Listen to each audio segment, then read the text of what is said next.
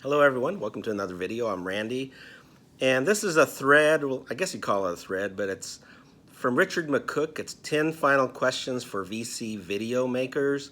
I guess he's been doing this for several years. This is actually the first time I participated in this, but he says he's not going to be doing that anymore. Coming up with the questions, he's still going to be making videos.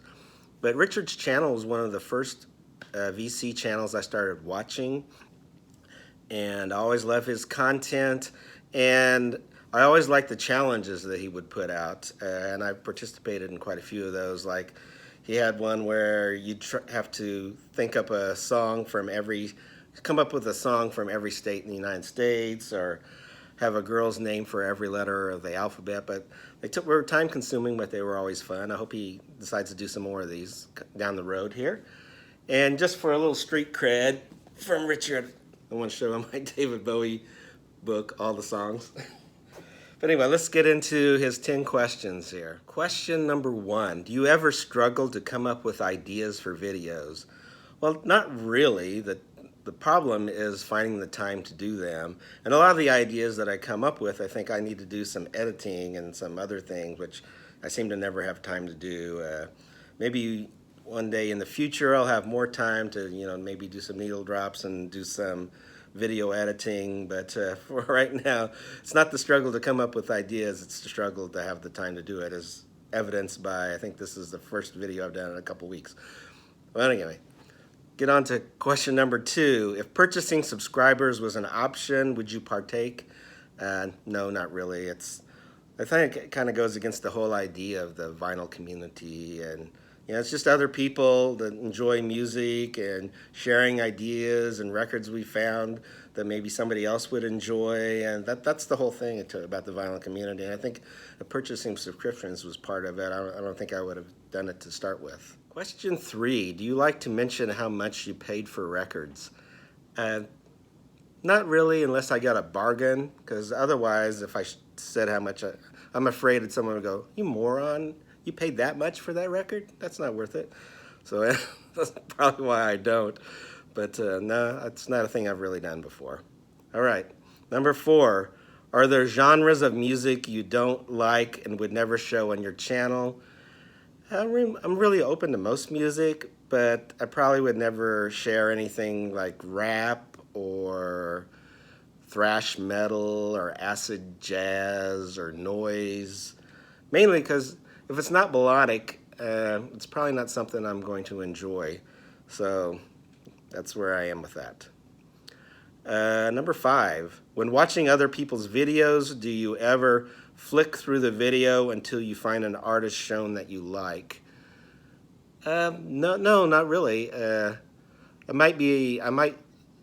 rarely do that, because when I comment on someone's video, I want to watch the whole thing. But once in a while, if they're talking about maybe a record I already know, and maybe I don't care for that record, I might go. But I'm not going to go past something I've never seen before, because that's when you discover new music. So that's my answer to that. What are your thoughts on shorts? I don't really watch them, and I've really never done one either, so don't really have any thoughts on shorts. Do you use the community tab for polls? No, I haven't. I haven't really explored the community tab. Now that I know you can do polls on it, maybe I will one day. So that's my thoughts on that. Number 8, is there anything about your videos you don't like?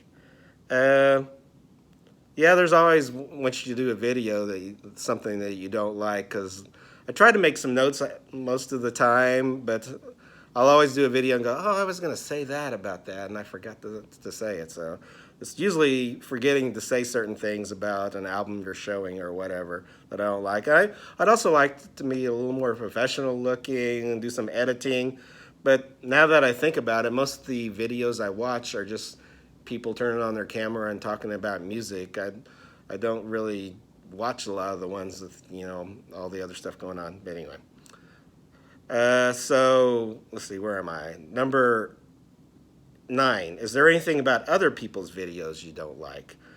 Well, I think Mike at PC31 mentioned long intros. Yeah, I'm not really one for that. I mean, I don't think I'll ever do an intro, but if you do, I think it should be short.